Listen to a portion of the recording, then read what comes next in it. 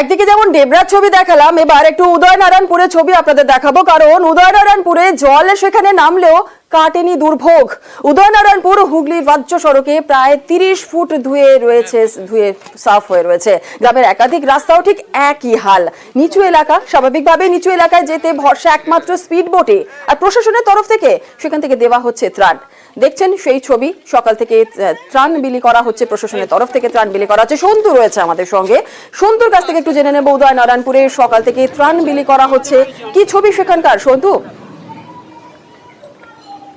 একদমই উদয়নারায়ণপুরের বেশ কিছু এলাকা থেকে কিন্তু জল নামতে শুরু করেছে, কিন্তু জল নামার পরেই কার্যত একটা ধ্বংসস্তূপের চেহারা দেখা যাচ্ছে। সেখানে গ্রামের একাধিক রাস্তা সেখানে ক্ষতিগ্রস্ত হয়েছে, এমনকি রাজ্য সড়ক যেটা হুগলির সাথে হাওড়ার যোগাযোগ যে রাজ্য সড়ক, সেই রাজ্য সড়ক প্রায় 30 ফুট ভেসে গিয়েছে। কার্যত নদী বয়ে রাস্তার মাঝখান দিয়ে, সেই জল কমে যাওয়ার ফলে সেখানে কিন্তু মাটির বস্তা ফেলে কার্যত পরিস্থিতি মোকাবিলার চেষ্টা করছে প্রশাসন। এছাড়াও উদয়নারায়ণপুরের বেশ কিছু নিচু এলাকা এখনো আছে, সেখানে কিন্তু এখনো জলমগ্ন আছে। সকাল থেকে কি সেখানেই কিন্তু সাধারণ মানুষকে ত্রাণ দেওয়ার কাজ করছে হাওড়া জেলা পরিষদের সদস্য সুলেখা বাজার নেতৃত্বে একটি টিম। তারা কিন্তু গ্রামের ভেতর ঢুকে এই মুহূর্তে তারা ত্রাণ বিলির কাজ করছে। এছাড়া যে পরিস্থিতি যেখানে দেখা যাচ্ছে যে নিচু এলাকাগুলোতে এখনো জল আছে, সেখানে একমাত্র ভরসা হচ্ছে স্পিড বোট। ফলে কার্যত বলাই চলে কিছু জায়গা থেকে জল নামলেও কিন্তু দুর্ভোগ এখনো সাধারণ মানুষের চরমে। বেশ, ধন্যবাদ সন্তু।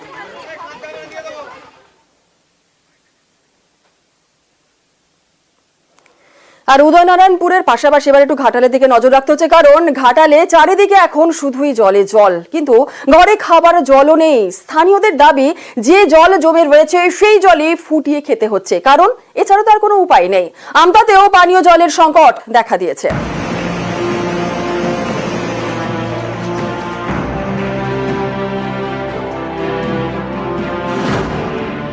রাস্তায় জল, ঘরে জল, চারদিকে জলে জল, কিন্তু খাবার জল নেই। কোথাও হাঁড়ি কলসি নিয়ে জল পেরিয়ে জলের খোঁজ, কোথাও বন্যার জলই খাবার জল।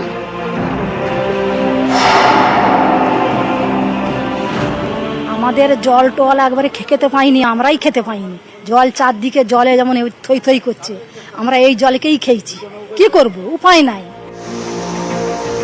কয়েকদিনের বৃষ্টিতে নদীগুলি ফুলে ফেপেই ছিল, তার উপর রেকর্ড পরিমাণ জল ছেড়েছে ডিভিসি। এতেই জলমগ্ন ঘাটাল, একতলা বাড়ির সমান জল। খাবার জলের কল সব ডুবে গিয়েছে, তাই তেষ্টা মেটাতে অনেকের জমা জলই ভরসা।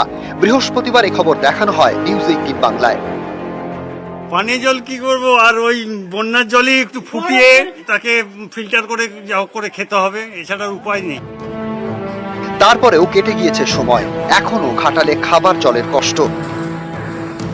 পানীয় জল কিছু কিছু জায়গায় সংকট হচ্ছে। আমাদের পাশে টিউবওয়েল থেকে জল নেওয়া হচ্ছে,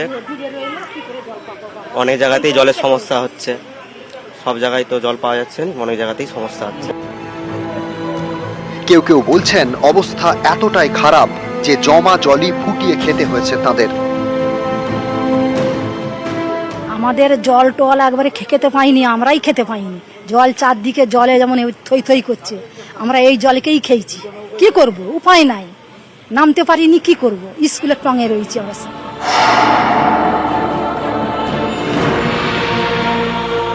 প্লাবিত হাওড়ারও বিস্তীর্ণ এলাকা। মুন্ডেশ্বরী নদীর জলে ভাসছে আমতা 2 নম্বর ব্লক। জলমগ্ন 9টি পঞ্চায়েতের 50 থেকে 55টি গ্রাম।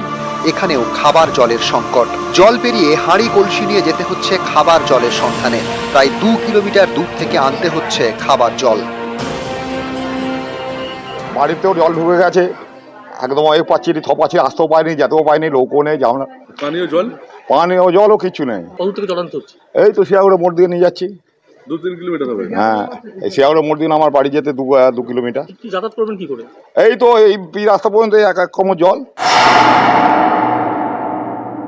অনেক বলছে জলের প্রবলেম, জল পাচ্ছে না ঠিক মতো। জল পাওয়া যাচ্ছে না তো ঠিক মতো। কত দূর থেকে জল নিয়ে যেতে হচ্ছে? অনেক দূর থেকে নিয়ে আসতে হচ্ছে, যেখানে জেগে আছে ওখান থেকে আনা হচ্ছে। 1-1.5 কিলোমিটার হবে। হ্যাঁ। নিউজ 18 বাংলা।